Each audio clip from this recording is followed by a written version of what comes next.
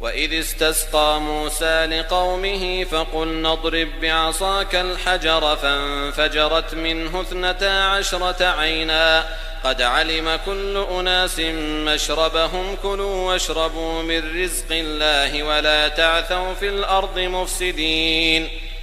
وإذ قلتم يا موسى لن نصبر على طعام واحد فادع لنا ربك يخرج لنا مما تنبت الأرض من بقلها وقثائها